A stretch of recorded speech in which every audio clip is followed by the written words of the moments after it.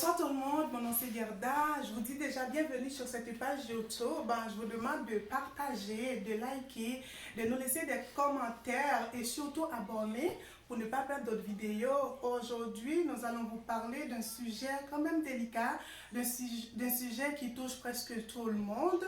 C'est pour cela que je vous demande de partager aussi, de nous laisser des commentaires, de nous dire, de nous faire savoir votre point de vue. Comme je vous ai dit au départ que je ne suis pas toute seule, je vais vous présenter cette jeune dame là. Je laisse la place à Sheila. Donc, mon nom est Sheila Chouna et je suis la sœur de Gerda. Donc, je suis contente d'être avec vous aujourd'hui. Je suis contente d'être avec elle aujourd'hui. Donc, comment? Merci. Donc, je vous dis également de partager, de vous abonner parce que c'est quand même des sujets pas mal intéressants. Donc, des sujets de monsieur, madame, tout le monde. Donc, c'est pas des sujets dans l'air, c'est pas des, comment dire, c'est pas des niaiseries. C'est vraiment des sujets comment sérieux. Fait que c'est bon d'en parler, puis c'est bon aussi que vous réagissez justement pour ce sujet. Comme ça, elle peut savoir votre point de vue. Moi également, je vais bientôt m'ouvrir une chaîne YouTube. Donc, ça va être ma première vidéo. Donc, je vous dirai la prochaine fois parce que j'espère que ce ne serait pas la première fois. Je l'espère aussi. Tu vas être toujours la bienvenue là. Ok. Donc, c'est ça. Donc, merci de m'accueillir chez vous. Alors, c'est ça. Ben, notre sujet pour aujourd'hui, c'est quand même un sujet très vaste, c'est le stress. Un mot, mais qui fait beaucoup de ravages. Hein? Le stress, juste un mot. Mais est-ce que tu sais combien de ravages, combien de tristesse, combien de morts, on peut dire ça aussi. Il y a beaucoup de meurtres aussi, beaucoup de décès par rapport à ce mot-là. En fait, moi, personnellement, d'après ce que je sache, le stress, ce n'est pas une maladie. Mais par contre, c'est une conséquence de quelque chose. Ça peut être une maladie ou des mauvaises nouvelles ou quoi que ce soit, c'est une conséquence. Alors, moi, j'ai trouvé une stratégie comment gérer mon stress. Donc, moi, je vais vous dire d'abord comment moi je gère mon stress, puis après, je vais laisser la place à Sheila qui va vous expliquer comment elle gère son stress, où elle est dans cette phase-là, parce que moi, je dirais quand même, c'est une phase. Hein. Je pense que vous aussi, vous qui nous regardez, vous êtes en train de traverser cette phase-là. Alors moi, qu'est-ce que je fais avec comment je gère mon stress? Je cherche d'abord c'est quoi qui me stresse. Ça veut dire que je cherche la source de mon stress. Pour les trouver, pour les chercher, c'est comme là, je fais une sorte d'élaboration. Je cherche tout ce qui m'entoure. Je me suis dit, ok, c'est quoi qui m'ennuie? C'est quoi qui m'embête? On sait que le travail peut être une source de stress. Manque d'argent, ça aussi pourrait être une source de stress. Les enfants, une famille, surtout avec ce moment de pandémie, le divorce monoparental, ni mère ni père monoparental, les amis, on dirait qu'on est vraiment dans un monde ou dans un environnement qui charge beaucoup de stress. Alors, moi, comme je vous ai dit tantôt, comment je gère mon stress? Je planifie mon temps, ma journée. Ma soeur m'avait donné un truc, merci beaucoup de me l'avoir donné, proposé. C'est de m'acheter un calendrier, puis je planifie ma journée. Étape par étape, là, je me suis dit, ok, le matin, première vue, qu'est-ce que je dois faire? Surtout les oublis rentrent là-dedans.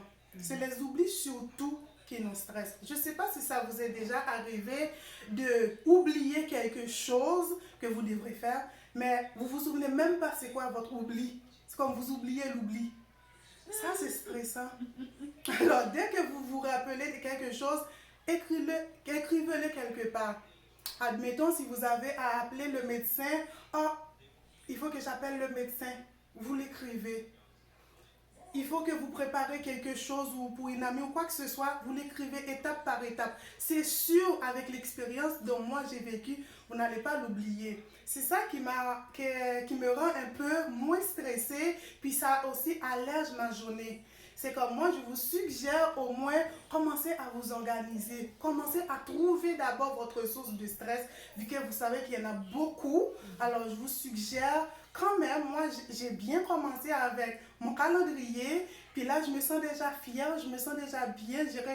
J'ai quand même résolu pas mal de choses. Alors, je vais laisser Sheila, je vais laisser la place à Sheila qui va vous dire au moins comment elle gère son stress et c'est quoi sa source de stress. Regarde, là, comme tu me connais un peu. Ouais, mais les Fait autres, non. Effectivement.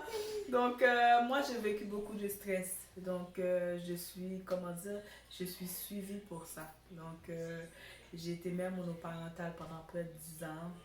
Euh, j'ai un enfant malade.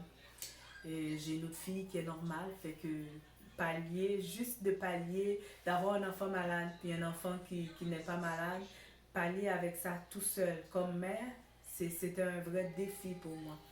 Donc, moi, pour dire vrai, comme tu m'as toujours connue, Gerda, quand on était jeunes, j'ai pas été une fille, comment dire, structurée dans ma vie.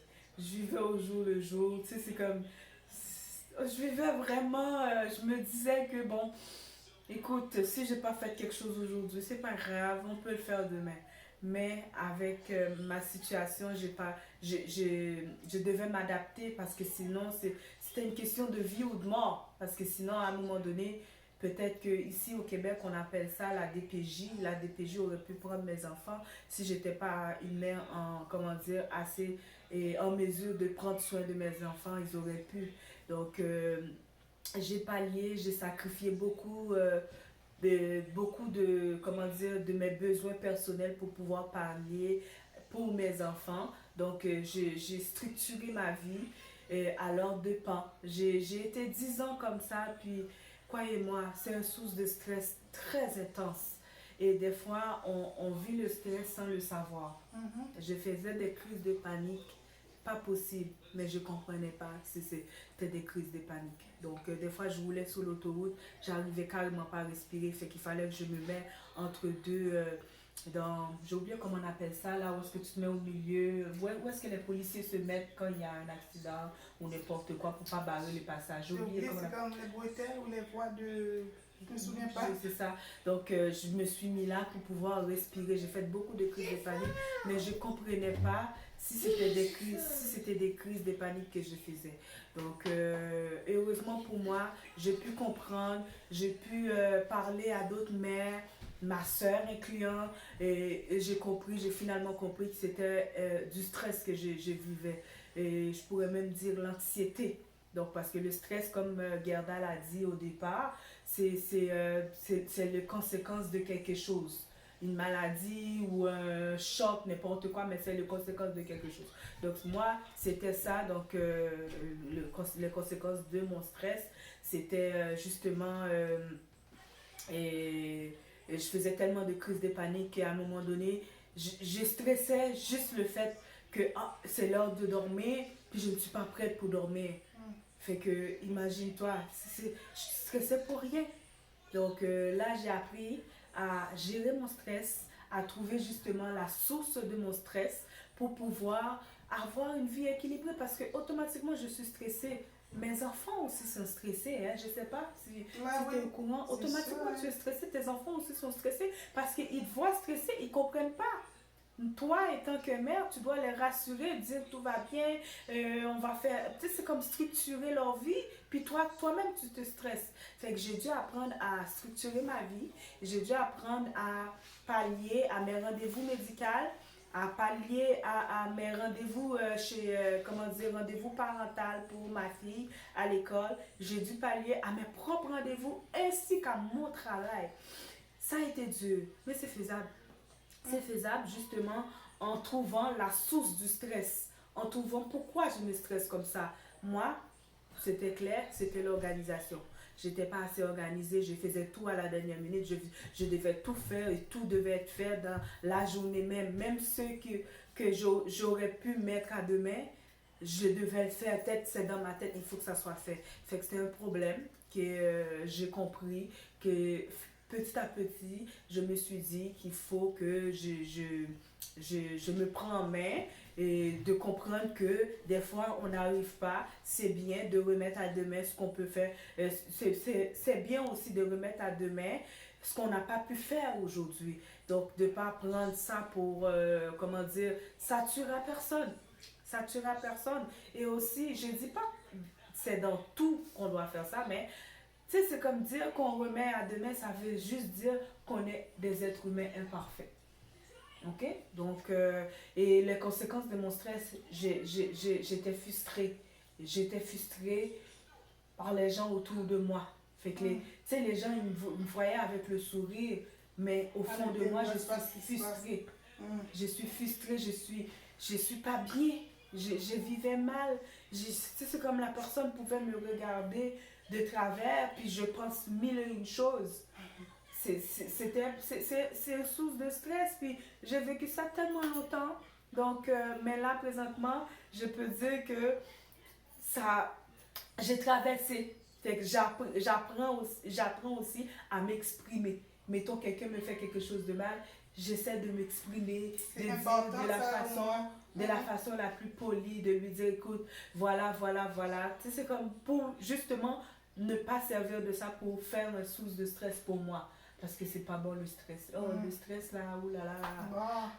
Donc, je suis contente que Garda m'a invitée pour parler justement de comment je l'ai vécu. C'est dur, mais c'est faisable. On peut tous passer au travers justement en prenant conscience qu'on a un problème de stress. Parce que si on ne prend pas conscience, ça ne servira à rien. Exactement.